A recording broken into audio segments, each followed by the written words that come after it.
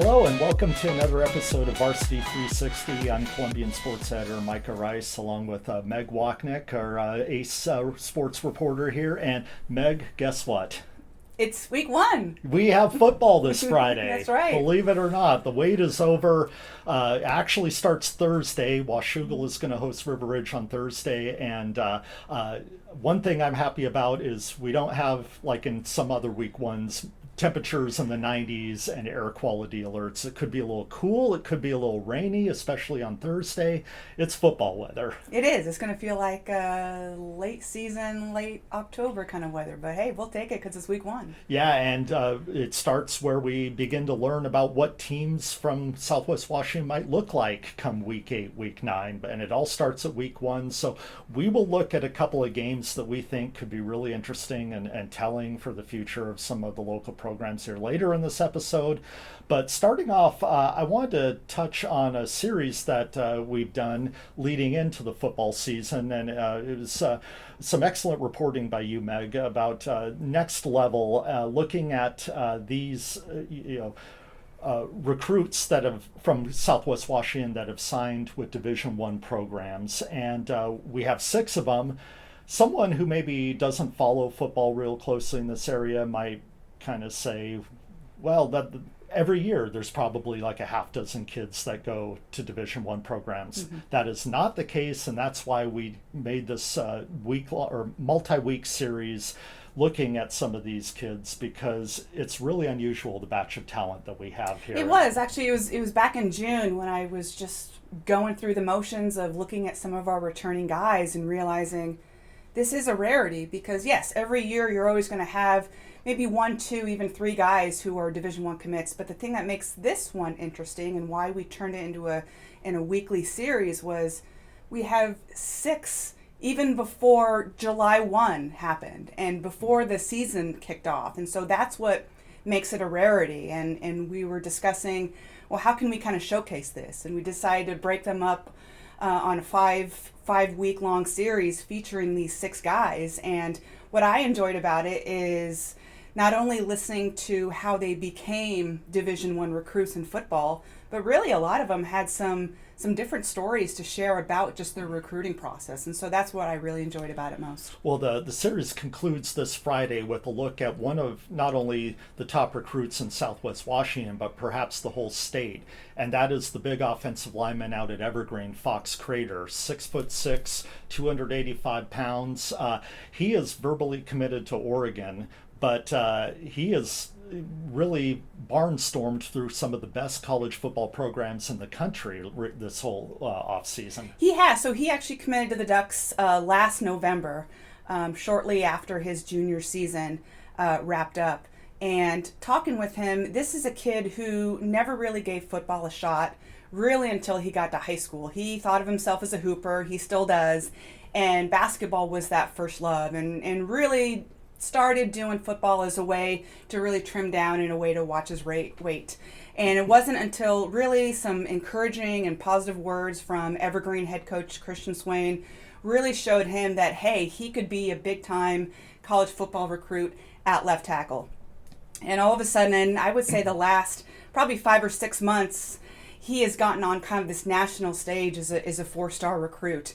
He took a number of visits to Big 12 and SEC programs, and a lot of people are looking at him as possibly the most sought-after recruit since a guy named Travis Claridge was at Fort Vancouver in the mid-'90s, who ended up going to USC and was a second-round draft pick in the NFL. So it's amazing to see just how this kid has really risen and blossomed as a football player who, you really might not have said that 3 years ago, and he would say the same thing. What did he tell you about what was like stepping foot into a SEC program? He did talk about that. Not only that, but a number of visits to Oklahoma and USC, and he said he decided to take those visits even though he was still verbally committed to the Ducks, because he wanted to make sure that Oregon was the right place for him. Some people would question, well, if you're committed to a school, why are you still taking visits? And Oregon was really supportive of that. They wanted to make sure that, yes, Eugene was the right place for him, and going on these visits to Big 12, to SEC, he said it was just a real eye-opening experience, that it is all football all the time down there, versus at Oregon, he really appreciated the fact that they're developing young men. And that's something that he really appreciated, not only getting a quality education and a premier football program, but just coming out there as a better person. You know, one thing that really struck me about this series is, like you said, how unique each of their recruiting visits was. And you don't have to look very far for another Division I guy who showed in Peyton Stewart up at Kelso, showed the reason why you want to have a foot in the door at multiple programs, Yep. because he had perhaps the most unusual twist to any of our local kids' recruiting journeys. He was committed to Northwestern.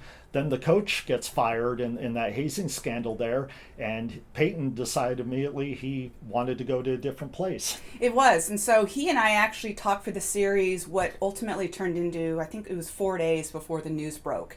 And of course, no one saw what was coming. And so we had this conversation, and I actually already written the story about his kind of up and coming rise as a left tackle as well, and going to a tremendous academic school in Northwestern. Then all of a sudden this news breaks. And so I reached out to him. I said, hey, what's the vibe right now with you? What's going on? And he told me he was going to decommit. He was a number of, I would say, 6 or 8 nationally who decided to decommit within the first 48 to 72 hours of the whole scandal coming out. And I said, okay, let's reconnect again in 10 days to 2 weeks and kind of basically do another interview. And it just so happened once we connected for the second time is when he verbally committed that same day to Oregon State. And you're right. I mean, he kept a foot in the door with a number of programs, and he said Oregon State never really stopped recruiting him, even though he committed to Northwestern. So that shows how important a number of relationships are with these coaches and these position coaches who are recruiting them. So he's very, very happy to be a Beaver, even though what went down at Northwestern. Yeah, and you'll know one thing about Peyton Stewart when it's all said and done is that he can handle unpredictability and adversity, because now he joins a program that we don't know what conference they're going to be in, but Yes. still the opportunity to play Division I football for a power, who knows if it's going to be a Power 5 conference, but definitely Power 5 quality at Oregon State. Enters the season a top 20 program, so great landing spot for him. Another Division I guy that I found his story really compelling that you talked about. That's Carson Osmus, the offensive lineman at Camas, Washington State commit. He's really worked on the nutrition element of things and really paid off in him landing that D1 offer, and just goes to show some kids, they have all the talent in the world. Other kids have to really work for it. It really was, and he was actually a focus of our story last fall that we did on just how tough it is to be an offensive lineman and working on your nutrition and your weight. And he was a kid who was very frank and said, hey, I used to be 315 pounds and not a very good 315.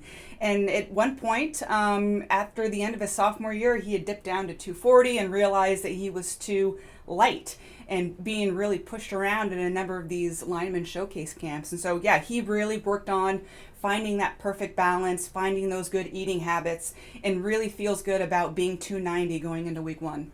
Yeah, it's just really, if you look at one position group that has sort of driven this surge of Division I prospects or recruits here in Southwest Washington, it is on the offensive line. Yeah. There's some talented, big, agile kids out there. And another one that we haven't talked about yet is the lineman out in the center, Ryan Kowalik, 6'3", 295. He is going to go to Idaho with the Washougal quarterback, Holden B., who we talked about a lot. So that's kind of interesting, I thought, how your story described that once you make that commit, really the Idaho family, they hit up your phone with text messages, they make you feel welcome, and so that gives you an insight into kind of not just what happens before you've made the commitment, but afterwards. And I even asked the two, I said, hey, do you guys know each other? Talking to Ryan and Holden, and surprisingly, the answer was no. And I actually figured, just given their close proximity to each other, that they would have known who each other was. But they're getting to know each other through a group text that has, for the class of 24, Idaho Vandal recruits. And so every time a commit happens, these guys welcome them into the family. And so these two are getting to know each other by virtue of basically their phones, even though they don't face each other on the field. Yeah, and obviously we don't want to leave anyone out. The last one, we started off this series back in July with a profile on Arthur Ban, born in Cameroon, moved to the United States when he was very young, has just really developed as a football player in recent years. 6'5", he's going to play tight end, but kind of the more agile version of a tight end. 8 touchdowns, 400 receiving yards last year, head to San Diego State. His personal story, I think, is just really compelling. Getting settled here and really turning into, over the course of a few years, a legit Division I recruit. He is, yeah. So he relocated to the Pacific Northwest from Cameroon with his mom when he was a toddler. And basically, a lot like Fox Crater, his teammate at Evergreen really didn't have kind of an interest with football until the latter part of his middle school years. And I expect nothing but a breakout year with him. We really saw it last year.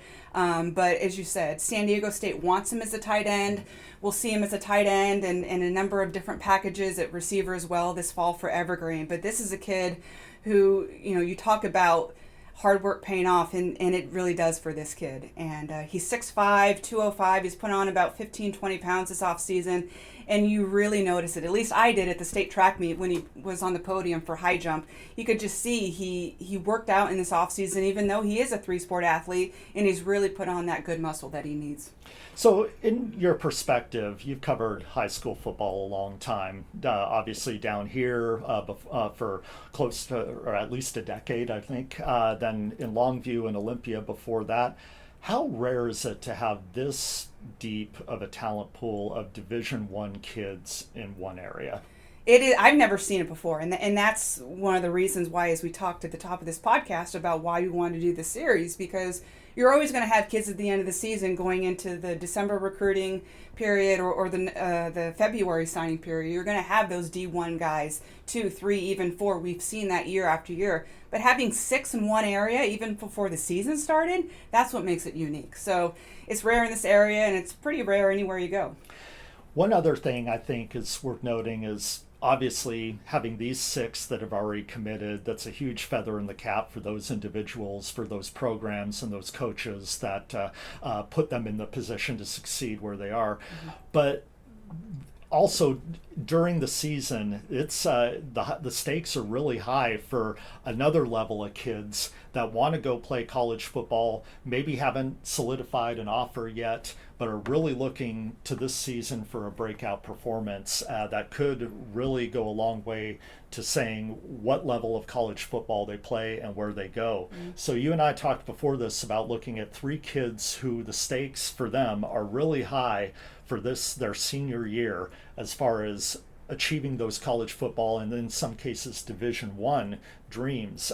First person I thought is really interesting to look at is Tristan Swanson out at Camas, the talented receiver there, but he might not be a receiver in college. He has his designs on something else. It's interesting. I caught up with him last week when Camas hosted a 4-team jamboree, and this is a guy who had dreams of being a Division I kicker at one point and never really kind of got the opportunity at Camas really until this year because of so many great kickers before him.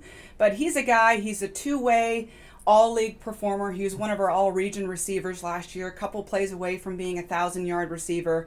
But he is also going to take over the kicking and punting duties at Camas. So as rare as it is for a program like Camas to have guys go both ways, this guy is going to go all 3 phases of football. So I think he's going to have a tremendous year, and I know there's a number of programs looking at him as a receiver. Interesting. And, there's obviously a track record with Camas kickers going on and kicking at the next level. You had Bryce Layton, who punted last year for Montana State, and then the Boyle brothers, Michael and Andrew Boyle, who went on to kick for Division I programs. To see a guy that can do really all phases of the game, that could be really interesting at Camas this year. It is, yeah. And that's he's one of the kids I'm looking forward to seeing most, just because how much he can impact a game in all 3 phases. Another player who really has a lot riding on the senior year is Mountain View's tight end Aiden Nicholson. Not only because you talked to him, he said he's 100% after missing most of last season with an injury. What is Aiden Nicholson looking for out of his senior year? Yeah, same thing. I caught up with him at the Jamboree. He looks great route running. He says he's 100%. So he tore his ACL in week 4 of last year and ultimately missed the rest of the season. But the good news was he didn't need surgery because it was only a partial tear. So he really worked for a number of months, did not play basketball for Mountain View last winter, and got that knee back to 100%. So this is a kid who was pretty much on his way to being a 1,500-yard receiver last year before he got hurt. And so he's one who really could benefit film-wise from a great senior year. There's a number of Division I programs, including some Pac-12 schools, who really just want to see that senior film from him before they kind of make that really big final recruiting push for him. Another senior who's put up some big numbers in the past, and considering what offense he's in, could put up some huge numbers as a senior. That's Sam Evers out at Washougal. Yeah, so we touched on him a little bit last week, just with the connection with Holden B. And again, these guys, they're best friends. And so you have that connection off the field as well as on it. They go fishing. They're guys who they come from a small school program that they've really just kind of grown up together. And so that connection is really second to none. And so this is a guy just like Tristan at Camas. He was a few plays away from being a 1,000-yard receiver. He had over half of Holden Bean's touchdown receptions. So he's a guy who I really think can benefit from a great senior year. The better Holden does, the better Sam Evers is going to do, because, guess who's throwing the football to him downfield? Yeah, I mean, when you have a quarterback who threw 30 touchdowns last year, yeah, that can lead to some pretty awesome stats. Yeah. It's one of the great things about high school football. You get to go and see tomorrow's college players today on your local high school fields, and that begins this Friday with week 1.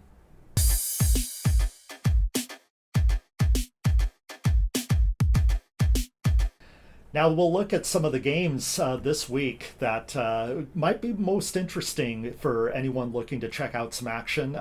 Let's start with one program that we talked about them last week, Skyview being a potential league champion in the 4A and possibly making a deep run at state. Well, we're going to find out a lot about the Storm early because they play a traditional Oregon powerhouse in Jesuit at Kiggins Bowl. What will we be looking for on Friday from the Storm to see, how legitimate are they? Quite frankly, I know it's only a week 1 game, but I think an opponent like Jesuit, we're going to find out if Skyview's for real. This was a team that took Jesuit basically down to the wire last year in Portland with a roster that was, a lot of sophomores and junior heavy, and some of whom really didn't have that varsity experience. So you got to factor a year later, again, when we touched on it last week, 14 returning starters for Skyview. Storm's sitting pretty. So if you beat a quality opponent at home like Jesuit, you're starting your season off pretty good. Another game that I think is going to be really interesting on Friday night, out at Mackenzie Stadium, Mountain View versus Nooksack Valley. And normally you'd wonder, how much can we learn from a matchup that pits a 3A school in Mountain View against a 1A school in Nooksack Valley. But Nooksack Valley is not your average 1A school. They reached the state semifinals last year. They're ranked number 1 headed into this year. They beat the Thunder up north last year in a week 1 game that came down to a last second kick. Mountain View, obviously, we have a new coach in Aaron Hart there, a lot of turnover, and but still a lot of great players in skill positions, essentially, or especially for the Thunder. But we're going to learn a lot about Mountain View and kind of where they are based on the tough test that they're going to get on Friday. Yeah, you mentioned the 3A versus 1A, and traditionally, yes, you'd expect a 3A program to kind of have its way with a 1A, but this isn't a typical 1A program. And in fact, when Nooksack Valley beat Mountain View at home last year on a last-second field goal, that was kind of the bit of a head-scratching moment with, what's going on with Mountain View. And so I think if you would ask the players and the coaches last year, yes, they underachieved a bit. But you're right. We're going to find out under new head coach Aaron Hart what Mountain View is all about at 4:30 on Friday. The third game, gosh, if you want to see a traditional, a powerhouse of the last 10 years that's won multiple state titles against perhaps the best team statewide, maybe in any classification, go to Doc Harris this Friday. Yelm, the reigning 3A state champion, is going to come down and test the papermakers, who obviously the papermakers always have high expectations, even though maybe we're picking Skyview to win the league. Never count out the papermakers, because that roster is always loaded with talent. But what can we expect from that test against Yelm, which might be the best team in the state of any classification? Yeah, one of the things I've always respected and appreciated from a program like Camas is they will schedule anybody, anytime, any place. And so this is the second of a home and home series with Yelm. And it's part of a difficult, once again, non-league schedule with quality teams that make deep runs in the state playoffs. And so what are we going to see with Yelm? We're going to see probably the top recruit in the state in Braden Platt. He's a multi-year state champion in track and field and the throws. He's just, I mean, the guy is just an absolute animal. You got to wonder, how is this kid still in high school? He's a man among boys out there when you watch him play. And this is also a homecoming for Isaiah Patterson, a UCLA commit at linebacker, who actually started his high school career at Skyview. And so you kind of got to wonder, this kid could be playing at Skyview had he decided to stay and not move north. So I think it's a great opening test for Camas. It's an equally good test for Yelm as well, coming off that state championship. One of the things Camas as a program has been able to do so successfully in recent years under Coach Jack Hathaway is use kind of those early season tests sometimes where they really take their lumps and turn that into wins in the second half of the season. Mm-hmm. If you're Camas, what sort of things are you looking for week one, even if you don't win? What kind of things would you be paying attention to that could be turned into progress and get that team going when the games count in league play? Well, I think first it has to start with how you really stack up. Again, you got to remember a couple of years ago, remember that huge 0-4 start that Camas had, and everyone was just like, oh, 0-4 going into league play. And it's just like, let's just calm down for a second. There's a reason why Camas schedules these tough opponents. I mean, it's easy to schedule cupcake teams, right? But again, like I said last segment, it's having those tough opponents that will prepare you to face Union, to face Skyview, to face Battleground, and ultimately make that deep postseason run. So it's all about just how you stack up against teams that you hope will give you a good test in the early weeks of the season. Well, we'll be out at those games. We'll be out at more than those games. It's week one. It's prep football. It's Friday Night Lights coming up. We hope to see you out at the stadiums, and if not, check out our coverage at 360preps.com. We'll be back next week for even more as we continue to, parse out how the season goes and how these teams do, how these athletes go, and there's just so many storylines in this part of the season, so I can't wait. Me neither.